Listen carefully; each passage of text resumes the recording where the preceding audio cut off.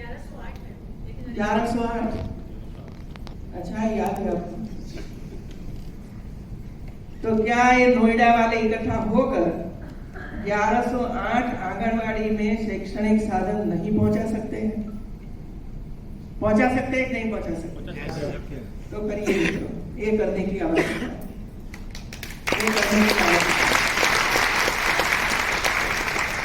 आप देखिए, एक आंगनवाड़ी में फूल की टोकरी लेकर आप जाते हो और बच्चे सामने बैठे हैं और अपने हाथों से एक एक सेब या तो एक एक केला उसके हाथ में रखो और जैसे ही केला या सेब मिला और वैसे ही वो खाने लगते हैं और उसके फेस पर जो खुशी दिखाई पड़ेगी वो आपको हर महीने आंगनवाड़ी में प्रेरित करेगा कि आइए आंगनवाड़ी में हमें सेब खाना चाहिए।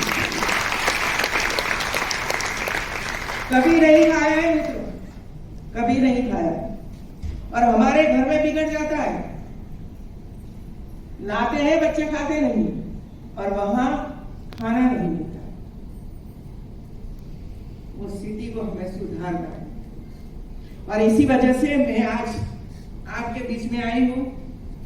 नोएडा में इतनी बड़ी बड़ी फैक्ट्रियां हैं, इतनी बड़ी बड़ी कंपनियां हैं, इतनी बिल्डर्स है, सब कुछ है इधर। तो आप तय कर लीजिए कि देश का पहला ये नोएडा होगा जिसमें 100% आंगनवाड़ी को संसाधन मिलता है। प्रेरणा दीजिए। जो नोएडा कर सकता है तो गाजियाबाद भी कर सकता है, गाजियाबाद कर सकता है तो कानपुर भी पीछे नहीं है और कानपुर कर सकता है तो वाराणसी तो इससे भी आगे है। और हमारी जो कार्यकर्त्री है, मैं आपको इतना ही कहूंगी कि आप माता यशोदा के रूप में 30, 40, 50 बच्चों को संभालें और बच्चों को क्या खिलाना है, कैसे खिलाना है। कितने कुपोषित बच्चे वहां हैं। कुपोषित बच्चों को पोषण मुक्त आहार, पोषण युक्त आहार कैसे मिले, इसका काम आप कर रहे हो और खुशी खुशी से कर रहे हो। योगा क्या कराना है, कैसे करना है, 4 साल के बच्चों के लिए क्या होना चाहिए, 5 साल के बच्चों के लिए क्या है, 6 साल के बच्चों के लिए क्या सिखाएंगे, उसका भी एक ब्लू प्रिंट तैयार हो गई है और अभी राज्य सरकार उस करने वाले और देश के विकास में अहम भागीदारी निभाने वाले सभी वरिष्ठ नागरिक, शिक्षाविदों और हमारी माता यशोदा के रूप में काम करने वाली आंगनवाड़ी की कार्यकर्त्री महिलाएं, आप सबको मैं अभिनंदन करती हूँ क्योंकि आज आपने एक ऐसा काम करके दिखाया है जो छोटे छोटे बच्चों के लिए आवश्यकता होती है। दूसरा, समाज में पूरी जिंदगी परिवार को आगे बढ़ाने के लिए, बच्चों को बड़े करने के लिए और समाज की सेवा करने के लिए अपना जीवन खपा दिया हो, लेकिन जब शक्ति नहीं रहती है शरीर में और कोई व्यक्ति उसकी सेवा करने के लिए तैयार नहीं है, ऐसे समय में ऐसी हमारे माता पिता वृद्धाश्रम में जाना पड़ता है या तो जाते। और दूसरा, कई ऐसी घटनाएं कभी कभी हो जाती है, पता ही नहीं चलता है कि कैसे ये हो गया, कैसे इसकी हत्या हो गई, कैसे उसको मारा पीटा और फिर सजा और सजा भुगतने के लिए जेल, और जेल में 1 साल 2 साल नहीं लेकिन आजीवन जेल। ऐसी स्थिति में हमारे कई बहने भाई रह रहे और वहां भी वैसे बैठे नहीं रहे, उनको काम सिखाया जाता है, अच्छी अच्छी प्रोडक्ट तैयार करते हैं और इसके लिए एग्जीबिशन करते हैं और इसमें से जो पैसे मिलते हैं वो भी जो जिसने बनाया है उसको इसके अकाउंट में जमा किया जाता है। और इसी वजह से जब मैं यूनिवर्सिटियों में दीक्षांत समारोह में जाती हूँ तब वहां जितने स्टूडेंट्स हमारे सामने बैठते हैं, जिसको गोल्ड मेडल मिलता है, किसी को सिल्वर मेडल मिलता है, किसी को सराहा जाता है, और इसमें देखिए कि 80% से ज्यादा बेटियां ये मेडल प्राप्त करती हैं और उसके जीवन में जब वो आता है तब वो क्या फील करती होगी, क्या है गोल्ड मेडल की क्या जरूरत है। गोल्ड मेडल तो वो है जो ससुराल में जाकर उसको गोल्ड की तरह वो परिवार रखे, उसकी सेवा करे और उसके पास जो क्वालिटी है, उसके पास जो क्षमता है, वो क्षमता का उपयोग करके अपने परिवार को आगे बढ़ाने में सहाय करे, वो है हमारी। और इसी वजह से जो गोल्ड मेडल लेने वाले जो बेटे होते हैं उनको मैं शपथ वो करवाती हूँ कि हाथ ऊंचा करो और बोलो कि मैं कभी भी विवाह में गोल्ड की मांग नहीं करूंगा। ये गोल्ड मिल गया है आपको, गोल्ड मेडल मिल गया, अब क्या जरूरत है आपको ये सब कुछ। तो ऐसे शपथ हम करवाते रहेंगे तो शायद 4-5 साल के बाद कोई अच्छा परिणाम हमारे सामने आएगा। अभी में हमारे सामने जो महिलाएं बैठी है, मैं गुजरात में 10-12 साल तक ये महिला बाल विभाग संभाला था, पूरा चेंज करवा दिया था। कैसी हमारी बालवाड़ी होनी चाहिए, आंगनवाड़ी होनी चाहिए, हमारी महिलाओं को ट्रेनिंग कैसी मिलनी चाहिए, वहां खाना कैसा होना चाहिए, वहां टॉयलेट कितना छोटा बच्चे अपने आप बैठ सके उतना होना चाहिए, पानी की टंकी नीचे ही होनी चाहिए जिसकी वजह से वो अपने आप पानी भी पी सके और छोटा ग्लास हो कि जिसकी वजह से पानी का बिगाड़ नहीं हो।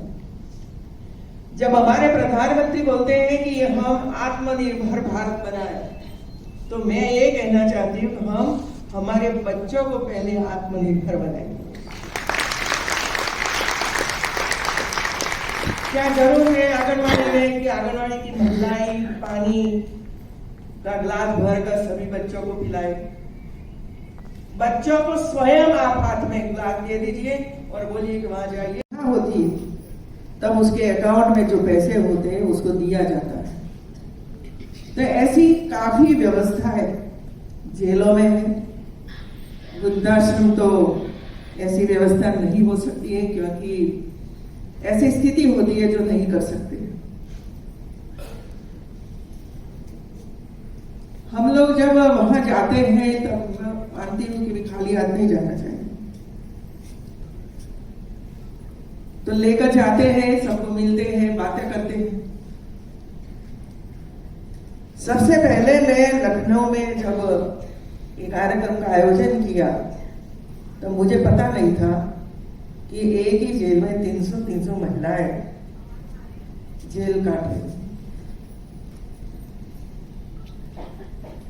जेल का एक कार्यक्रम था जिसका एक फोटोग्राफ मैंने न्यूज़पेपर में देखा, तब पता चला कि वहां जाकर महिलाओं की स्थिति के बारे में जानकारी लेनी चाहिए। तो हम जो वे लोग चाहते थे सब लेकर गए और महिलाओं के साथ बातचीत की। वहाँ रहने की सुविधा कैसी है, खाने की सुविधा कैसी है, क्या क्या सिखाते हैं, बच्चे कितने हैं वे लोगों के साथ रहते हैं, ये बच्चों की शिक्षा और उसके स्वास्थ्य की चिंता जेल विभाग अच्छी तरह से करता है। ये मैंने स्वयं देखा। लेकिन आप सब जब इधर बैठे हो तब मैं एक ही बात बताऊंगी आपको, जितनी महिलाओं को मैंने आज तक अलग अलग जेलों में देखा है, मैं मिली हूँ, वे लोगों ने एक ही बात बताई है मुझे कि क्यों सजा हुई। उन्होंने यही कहा कि बहू को जला दिया था, बहू को मार दिया था।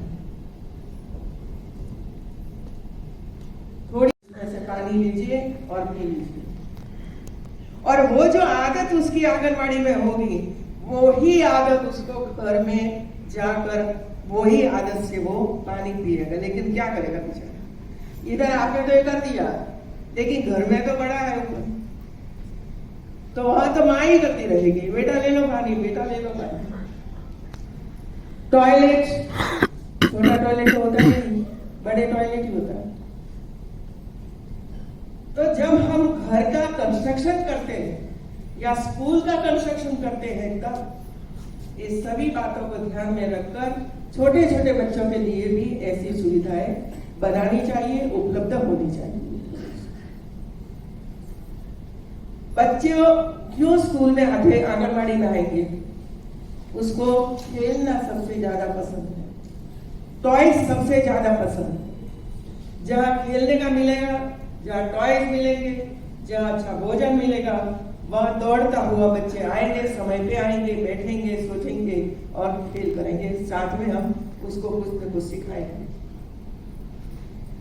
और इसी वजह से जरूरी है सभी आंगनबाड़ी में ऐसी सुविधाएं प्राप्त हो।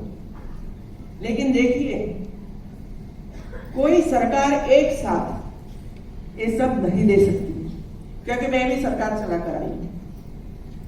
सरकार को कई ऐसे काम है, कई ऐसी प्रायोरिटी भी है कि इसमें ज्यादातर पैसे, बजट, समय इसमें जाता है।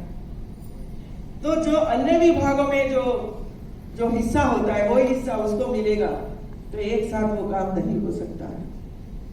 दूसरी ओर हमारा समाज है, जो समाज कुछ न कुछ कर रहा है। देखिए, मैं एक घटना बताऊं कि 2001 में जब गुजरात में अर्थक्वेक आया, हम लोग हिल गए थे। 10-12 डिस्ट्रिक्ट में एक स्कूल बची रही थी, चाहे प्राइमरी हो, सेकेंडरी हो, कॉलेज हो कि यूनिवर्सिटी। सभी सरकारी, सभी लोगों का घर सब ध्वस्त हो गया था। और जब मैंने ये सब कुछ देखा, तो मुझे भी ये हुआ कि ये कैसे होगा, कब हमारे बच्चे स्कूल में आएंगे, कब परीक्षा लेंगे, क्योंकि फरवरी में हुआ और मार्च में एग्जाम थी। लेकिन देख लीजिए, समाज की जो शक्ति होती है, वो शक्ति, जमीन के प्रॉब्लम थे तो इसमें लड़ाई झगड़ा हुआ, इसमें कुछ न कुछ कर किया। ये देखिए समाज की स्थिति कैसी है। और हम जब बेटा 20-21 साल का हो जाता है, तब तो मन में ये प्रश्न उठता है कि अब बेटे का विवाह कर दे, बहू आ जाएगी, घर में कामकाज करेगी, मेरा काम कब हो जाएगा। लेकिन जब बहू घर में आ जाती है, तब वे बेटी बनकर नहीं हम रख सकते, उनको बहू ही माना जाता है। और हम वो भी मानते हैं कि हमारा ये अधिकार है कि बहू के पास से कुछ न कुछ मांग करना, वो दे दो, वो दे दो, वो दे दो। और एक बार नहीं, 2 बार, 3 बार, 4 बार, कहां से आएगा। दूसरा ये भी मुझे बताते हैं कि बेटा है, बहू आएगी तो बेटी का विवाह होगा, तब हम वो बेटी को दे देंगे। ये कैसा रीति रिवाज है। और इसी वजह से हमारा एक कर्तव्य बनता है कि ऐसे विषयों को एड्रेस करिए। पूरे भारत में कहीं है, कहीं बहुत कम है, तो कहीं बहुत ज्यादा है। लेकिन इसमें सबसे प्रभावित जो होती है, तो ये हमारी बेटी होती है। लालन पालन किया है 20 साल तक, सोच अच्छी रखी है कि उसका अच्छा ससुराल मिले, वह सुखी रहे, सेवा करे। लेकिन जब एक्चुअली स्थिति बनती है, तब कितना दुख होता होगा, वो तो जिसके घर में होता है उनको पता चलेगा। और इसी वजह से मैं हर बार कहती रहती हूं, एक बाल विवाह और एक दहेज प्रथा को तिलांजलि दीजिए मित्र, तिलांजलि दीजिए। सिर्फ 400 करोड़ रुपया का उपयोग हुआ, बाकी का तमाम खर्च समाज ने किया। समाज ने दिया, समाज ने काम करके दिखाया और दे दिया सरकार को, लीजिए स्कूल बन गई। तो ये जो समाज शक्ति है ना, इसका सबसे ज्यादा उपयोग करना ही चाहिए, क्योंकि वे चाहते हैं कि हम कुछ समाज के लिए करें। तो सबसे पहले हमने ये काम शुरू किया कि यूनिवर्सिटी, भाई नई पॉलिसी आई, आप सबने पढ़ी होगी नई पॉलिसी। ये नई पॉलिसी में पहले 3 साल आंगनवाड़ी के लिए, 4 साल के बच्चे, 5 साल के बच्चे, 6 साल के बच्चों के लिए क्या शिक्षा होनी चाहिए, कैसी होनी चाहिए, क्या साधन होना चाहिए, कैसी आंगनवाड़ी का बिल्डिंग होना चाहिए, ये सब इसमें है। और इसी वजह से हमने पहली प्रायोरिटी उसको दिया कि सबसे पहले हम आंगनवाड़ी का काम करेंगे और यूनिवर्सिटी को इसके साथ जोड़ेंगे। यूनिवर्सिटी आगे आए, 50-60 हजार, पूरे प्रदेश में 50-60 हजार कॉलेज है, प्राइवेट और शासकीय मिलकर। और इसी वजह से हमारे वीसी ने बताया कि मैं हर बार कहती हूँ कि यदि और 58,000 विलेज है, राजस्व विलेज है 58,000 और 50-60 हजार कॉलेज है। यदि एक कॉलेज एक गांव को दे लेता है और साल भर, 2 साल, 3 साल, 4 साल तक काम करता ही रहता है, तो क्या हमारा यूपी अव्वल नंबर पर नहीं पहुंच सकता है?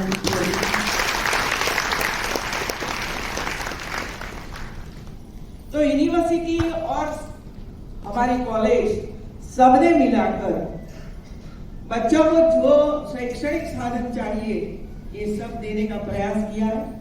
और अभी तक शायद मैंने कोई गिनती नहीं की है, लेकिन 3,000 आंगनवाड़ियों तक हम पहुंचे हैं। और मैं आज बताऊंगी कि आपके जो सुहास, आप बेटा मानते हो इधर कि कलेक्टर मानते हो?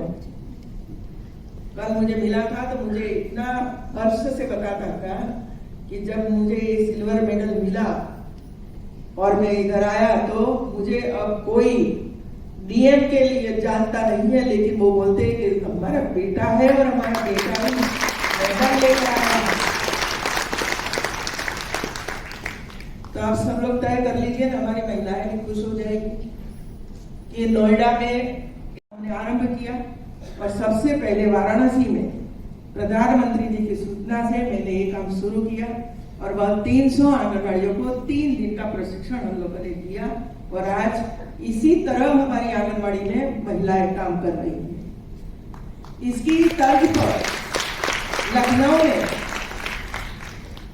लखनऊ में 300 आंगनबाड़ियों को AKTU की एक यूनिवर्सिटी में भेजकर वहां 3 दिन का एक कार्यक्रम हुआ और ट्रेनिंग दी गई। ये बहुत ही जरूरी होता है कि ट्रेनिंग सबसे महत्वपूर्ण है। कैसे सिखाना है बच्चों को, बैठना कैसे है, बातचीत कैसे करना है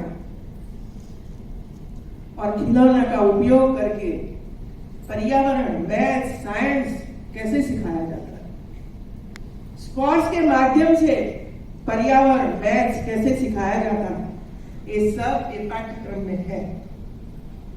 सिर्फ पढ़ने का नहीं जरूरी, लेकिन एक्शन के साथ बच्चों को इसमें हिस्सा लेकर हम पढ़ाएंगे तो बच्चे खुशी खुशी से आंगनबाड़ी में आएंगे।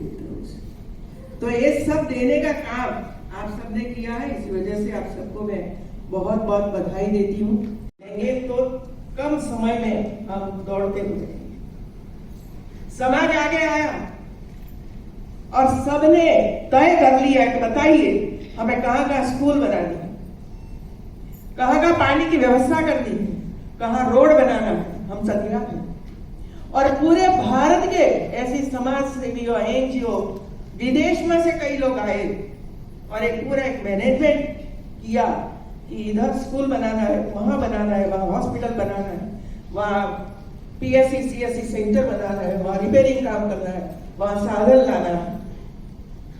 और इसमें सबसे पहले हम लोगों ने स्कूल को प्रायोरिटी दी, primary, secondary, higher secondary school, anganwadi.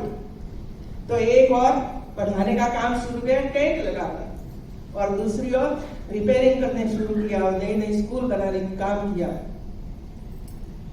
और मात्र 1 साल में अब सभी शैक्षणिक संस्थाएं हम लोगों ने खड़ा कर दिया, 1 साल।